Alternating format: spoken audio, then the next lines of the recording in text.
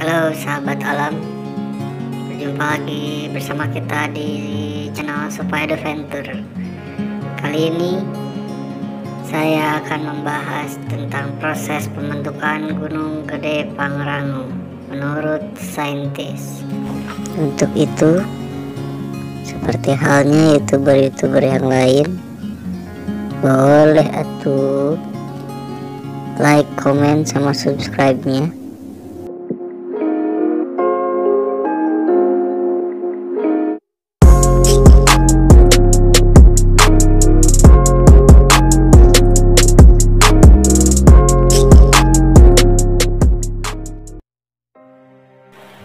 Berdasarkan penelitian Direktorat Vulkanologi, lapisan-lapisan bebatuan pembentuk pegunungan Gede Pangrango menunjukkan bahwa awal pembentukan pegunungan ini adalah akibat tubrukan antara lempeng kontinental atau Eurasian dengan lempeng oceanic, benua besar di bawah Australia.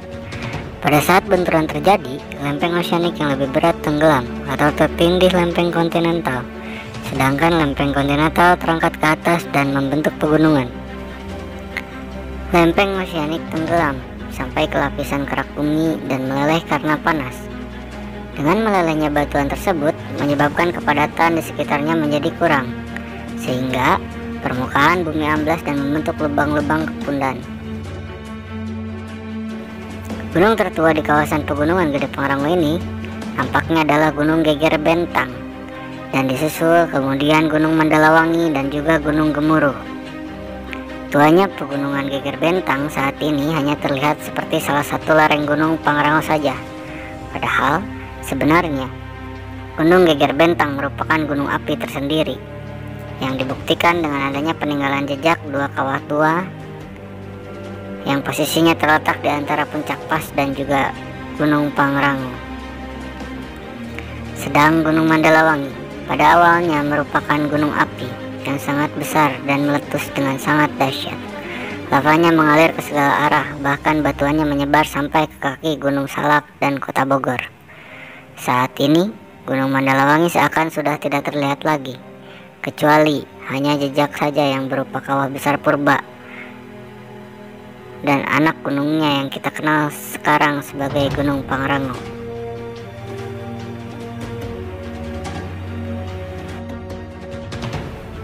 Begitu pula dengan Gunung Gemuruh, yang pada awalnya merupakan gunung api tersendiri berdampingan dengan Gunung Mandalawangi.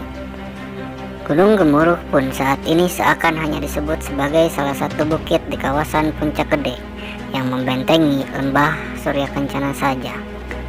Letusannya pun menyisakan jejak sebuah kawah tua yang sekarang disebut dengan alun-alun Surya Kencana, dan anak gunungnya yang kita kenal sekarang sebagai Gunung Gede. Masyarakat sekitar pegunungan Gede Pangrango masih banyak menggunakan Mandalawangi sebagai nama kampung dan daerahnya. Begitulah nama salah satu kantor area TNGGP di Cibodas pun diberi nama Resort Mandalawangi. Hal ini terkait dengan sejarah dan kebesaran gunung tua Mandalawangi tersebut. Sehingga dengan merujuk pada sejarah pembentukannya, lereng Gunung Pangrango yang selama ini disebut sebenarnya adalah Gunung Mandalawangi. Yang salah satu bibir bekas kawah gunungnya tumbuh gunung baru yang dinamai Puncak Gunung Pangrango. Sedangkan anggapan adanya Gunung Mandalawangi yang selama ini puncaknya terlihat berdampingan dengan Puncak Gunung Pangrango sebenarnya adalah salah satu bibir kawah besar purba Mandalawangi. Sama halnya dengan Gunung Masgit yang bersejarah dan puncaknya terlihat dekat dengan Puncak Gunung Pangrango, yang sebenarnya juga merupakan salah satu bibir kawah besar purba Mandalawangi yang tertinggi.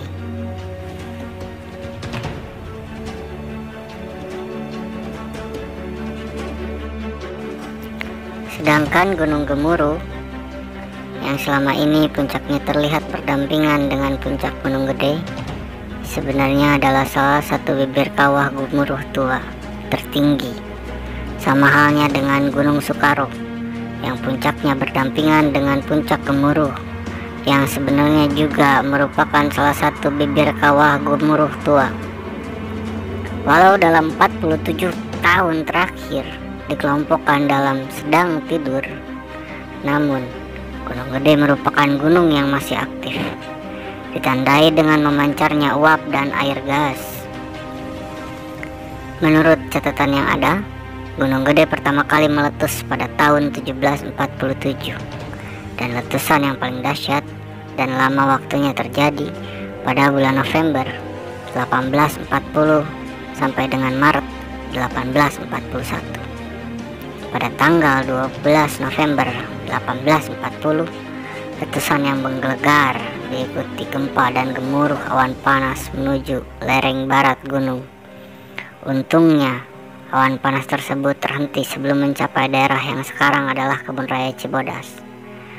Api dan debu bercahaya kilat nampak menjulang tinggi seperti pohon raksasa yang tingginya lebih dari 200 meter dari puncak gunung. Batu-batu besar terlempar ke udara. Sebuah batu yang sangat amat besar mendarat di Ciberem dan menembuskan lubang sedalam 4 meter. Letusan terakhir terjadi pada tahun 1947 dan perlu diwaspadai. Semakin lama gunung berapi tidur, maka letusan yang terjadi berikutnya akan semakin dahsyat.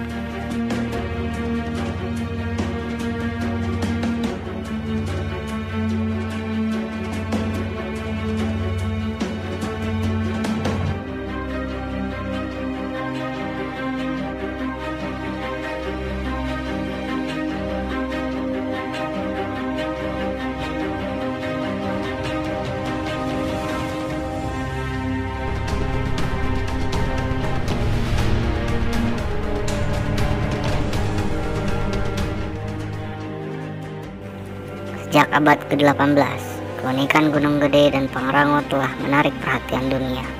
Dinding kawah di puncak Gede yang terlihat dari Bogor pada masa itu mengundang orang untuk menengok lebih dekat dan berdiri di atasnya. Para peneliti yang pernah mengunjungi merasa takjub akan keanekaragaman hayati yang luar biasa dan formasi alam yang mempesona. Gunung Gede dan Pangrango yang dikenal selama ini termasuk Gunung Muda, yang merupakan generasi gunung api keempat yang terbentuk sekitar 3 juta tahun lalu. Gunung Gede yang mencapai tinggi 2.985 meter di atas permukaan laut adalah salah satu gunung di kawasan pegunungan ini yang paling aktif mengeluarkan letusan dalam kurun waktu 210 tahun. Sementara Gunung Pangrango yang berumur lebih tua, lebih luas, dan lebih tinggi telah dinyatakan tidak aktif. Diduga rempahan hasil aktivitas letusan Gunung Gemuruh adalah berupa sebaran 777 bukit. Sebaran 777 bukit ini diduga akibat letusan hebat disertai longsoran dinding yang kemudian diendapkan berupa bukit-bukit kecil.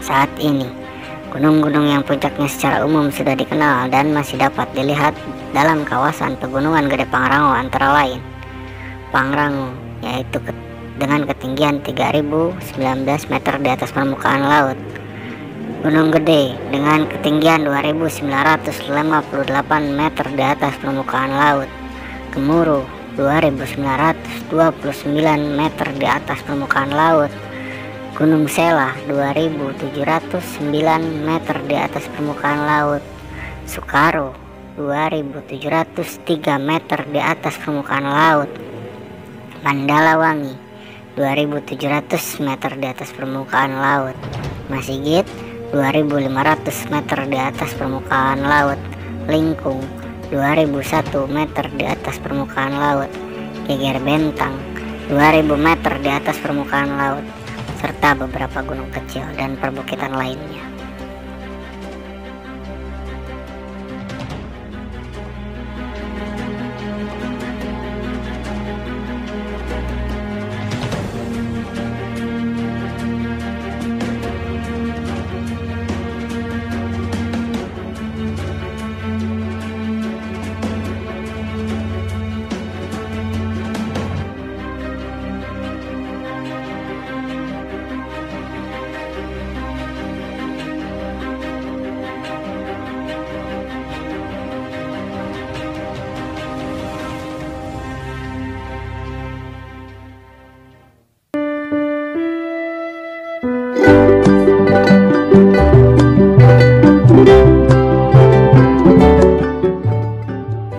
Bagaimana sahabat alam? Tertarik untuk menggali lebih dalam tentang Gunung Gede Pangrango? Masih banyak cerita dan fakta-fakta, baik itu mitologi, legenda, fakta sejarah, dan juga yang lainnya mengenai Gunung Gede dan Gunung Pangrango. Kita bahas di part selanjutnya. Ya, jangan lupa like, comment, dan subscribe channel Supa Adventure. Dukung terus supaya kita berkembang bersama. Terima kasih.